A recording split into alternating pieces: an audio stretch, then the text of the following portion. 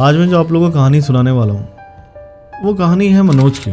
अगर उस दिन मनोज ने अपनी माँ की बात सुन ली होती तो शायद आज वो हमारे बीच होता।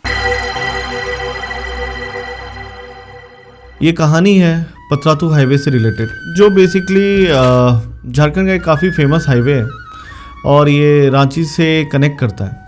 तो कई कहानी हमने सुनी हुई है कि लोग कहते हैं कि 2012 तक जो भी उस हाईवे से जाता था उनको कभी ना कभी रात को तकरीबन 10-11 बजे के बाद कोई ना कोई एक औरत दिखती थी जो एक सफ़ेद साड़ी में घूमती थी। अब ये कहानी है 2005 की, मनोज की, जो उसी हाईवे के पास रहता था। एक दिन शाम के समय उसको कॉल आता है उसके दोस्त का। उसका दोस्त उसे बोलता है कि आ जाओ घर पे पार्टी करते। अब मनोज अपने मम्मी पापा के साथ रहता था। उसे लगा ये काफ़ी अच्छा मौका है, तो उसने सोचा कि अब घर पे कैसे बताऊं। तो उसने अपनी माँ को एक बहाना दिया, बोला कि मेरे दोस्त का एक्सीडेंट हो गया, मुझे उसके घर जाना पड़ेगा उसे देखने के लिए। अब उसकी माँ के मन में संकोच तो था, लेकिन उसकी मम्मी को लगा कि अब मैं मना तो करूं तो कैसे करूं। तो उन्होंने बोला कि ठीक है बेटा चले जाओ, लेकिन वो पतरातू वाला रोड मत ले लेना, दूसरी तरफ से चले जाओ। उसने अपनी माँ को हाँ किया और मनोज अपना साइकिल लेके चला गया। मनोज कुछ देर चलने के बाद उसे लगा कि क्यों ना हाईवे ले लिया जाए, रोड भी खाली है और मैं जल्दी भी अपने दोस्त के पास पहुंच जाऊंगा। ये शायद उसकी बहुत बड़ी गलती साबित होने वाली थी। तो मनोज उस हाईवे से निकलता है अपने साइकिल लेके। तकरीबन 800-900 मीटर पैदल चला कर साइकिल चला के उसे अचानक ऐसा लगता है कि कुछ ठंडी हवा उसको महसूस होने लग गई। जैसे अगर आप लोग पहाड़ियों में गए होंगे तो वैसा हवा, वैसा कुछ आवाज़ उसको आता है। उसे ऐसे कान में ऐसा लगता है कि कोई उसको पुकार रहा है, पर उसे डर तो लगता है, लेकिन वो हिम्मत करता है और वो फटाफट करते हुए अपने दोस्त के घर पहुंच जाता है। देखा जाए तो मनोज के लिए एक अच्छी खुशी की बात भी थी कि उस हाईवे से लोग जिंदा नहीं वापस आते थे और वो अपने दोस्त के घर पहुंच जाता है और उसे कुछ नहीं हुआ होता। लेकिन ये शायद उसकी बहुत बड़ी गलतफहमी थी। वो अपने दोस्त के पास पहुंचता है, दोनों दोस्त पार्टी करते हैं, मस्त सोते हैं। सुबह मनोज की अचानक आंख खुलती है तो उसे महसूस होता है कि उसका दोस्त उसे बार बार हिला रहा है और पूछ रहा है, उठाने की कोशिश कर रहा है। मनोज सुन तो रहा है, लेकिन ना मनोज अपनी आंखें खोल पा रहा है, ना वो कुछ बोल पा रहा है, बस उसे महसूस हो रहा है। ऐसा कुछ 10-15 मिनट चलता रहा और अचानक मनोज ने अपने दोस्त की तरफ देखा और वो जग गया। अब उसको डर लग गया कि कुछ तो हुआ है। उसने फट से अपने दोस्त को बोला कि यार मैं ना उठने की कोशिश तो कर रहा था, लेकिन मैं उठ नहीं पा रहा था। तो पहले लोग इतना ये सब चीज़ों पे मानते नहीं थे। उनको ऐसा लगा कि अरे यार कोई बात नहीं। जैसे कभी कभी क्या हो जाता है कि आपका शरीर सुन्न हो जाता है और कई सारी चीज़ें होती हैं। आज के डेट में लोग उसे स्लीपिंग पैरालिसिस भी बोलते हैं। तो उसे लगा कि ऐसा ही कुछ हुआ होगा। अब उसने भी उस बात को अनदेखा किया, अपने दोस्त के घर पे नाश्ता करता है और अपने घर चला जाता है। सब अच्छा था, वो अपनी दिनचर्या जैसे करता था सेम वैसे ही कर रहा था। फ़र्क तब आया जब रात का समय था। वो अपने घर में खाना खा के डिनर वगैरह करके सो चुका था। वो अपने कमरे में सोया हुआ था और उसके मम्मी पापा अपने कमरे में सोए हुए थे। अचानक उनके मम्मी पापा को एक चीखने की आवाज़ आती है। उनके मम्मी पापा घबरा जाते हैं, उन्हें लगता है क्या हुआ। अचानक वो उठ के मनोज के कमरे की तरफ भागते हैं। अब उन्होंने दरवाज़ा खोला, उसके कमरे में मनोज था ही नहीं। वो अपने कमरे में था ही नहीं। मनोज के मम्मी पापा ने उन्हें चारों तरफ ढूंढा। उसे लगा मनोज कहाँ चला गया।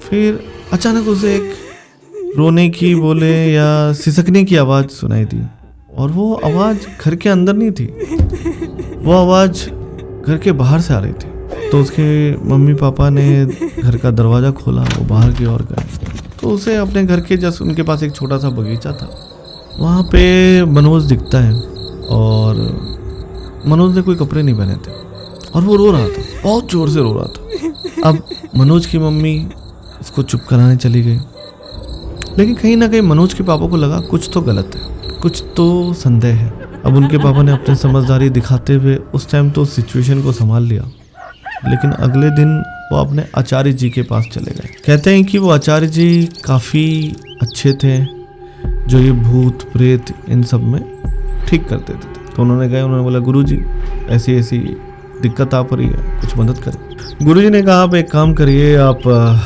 मनोज उस रात जो कपड़ा पहन के चला गया था, अब केवल या तो कमीज़ या वो पैंट लेके आ जाए। तो उसके पापा वो कमीज़ या पैंट दोनों लेके चले गए। फिर तांत्रिक जी ने, आचार्य जी ने उस पर कुछ नियम किए और उन्हें पता चल गया कि उसके शरीर पे, मतलब मनोज के शरीर पे एक आत्मा आ रखी। उन्होंने बोला मनोज की ज़िंदगी थोड़ी तो कठिन हो गई है अब, तो आप एक काम करें, ये मैं एक गंगा जल दे रहा हूँ, ये विभूत दे रहा हूँ और एक ताबीज़ दे रहा हूँ। आप इसे सुबह 4:30 बजे मनोज को नहला दीजिए, गंगा जल पिला दीजिए, विभूत लगा दीजिए और ताबीज़ पहना दीजिए, सब ठीक हो जाएगा। और हुआ भी ऐसा। ये उनके मम्मी पापा को लग रहा था। अब 1 दिन बीत गया, 2 दिन बीत गया, 5 दिन बीत गया, 7 दिन बीत गया, देखने में सब सही था, लेकिन अचानक मनोज के शरीर में कुछ ना कुछ परिवर्तन आने लगा। जैसे कभी उसके बाल झड़ने लग गए थे। शुरुआत के कुछ दिनों में वो जब भी सोता वो पसीना से लथपथ रहता था। कुछ दिनों बाद उसके मुंह से खून निकल रहा, कभी उसके चादर में खून लगी हुई है। तो उनके मम्मी पापा को लगा कि शायद कहीं कोई बीमारी तो नहीं होगी उसे। वो अपने पास के सदर अस्पताल में उसे ले गए। तो वहाँ डॉक्टर को उन्होंने बताया कि मनोज को ये सारी परेशानी है। तो डॉक्टर ने बोला कोई दिक्कत नहीं है, हम संभाल लेंगे। उन्होंने कुछ टेस्ट किया और पहले के दिनों में क्या होता था कि कोई भी जांच पड़ताल होती थी तो उसमें 3 दिन 4 दिन आराम से लग जाता था। जांच पड़ताल हुई, कुछ जांच वगैरह हुई। डॉक्टर ने बोला कि इसमें तो कुछ है ही नहीं, मनोज तो बिल्कुल फिट एंड फाइन है, कोई दिक्कत नहीं है, सब ओके। लेकिन एक काम करते हैं, हम इसे ना ऑब्जर्वेशन में रखते हैं और 24 घंटे 24 से 48 घंटे रख लेते हैं, देखते हैं क्या है क्या नहीं। तो डॉक्टर को लगा कहीं कमजोरी तो नहीं है, थोड़ा वो कमजोर सा भी दिख रहा था। उन्होंने कुछ मल्टीविटामिन्स लिखे थे। 5वें दिन की शाम की बात है, तकरीबन 8:30-9 बज रहा था। नर्स मनोज के कमरे में जाती है उसे दवाई खिलाने के लिए। जब वो उसके कमरे में घुसती है, अचानक वो चीखते हुए उस कमरे से बाहर भाग के आती है। नर्स की इस चीख को सुनकर मनोज के मम्मी पापा, डॉक्टर और भी हॉस्पिटल के कुछ लोग उस कमरे में दौड़ कर जाते हैं। वो दृश्य कुछ ऐसा था कि किसी की भी चीख निकल जाती। मनोज अचानक उठ के बैठा हुआ होता है और दरवाजे की तरफ देखते हुए मुस्कुराता है, सिर्फ मुस्कुराता है। ना वो कुछ सुनता है, ना वो कुछ कहता है, ना किसी के सवाल का कोई जवाब देता। डॉक्टर को लगा शायद मनोज की तबीयत ज़्यादा खराब हो गई, तो उन्होंने उसे नींद का इंजेक्शन दिया, उसे लिटाया। लेकिन इंजेक्शन के बाद भी मनोज केवल पंखे की तरफ देखता रहा और मुस्कुराता रहा, ना किसी को कोई जवाब दिया।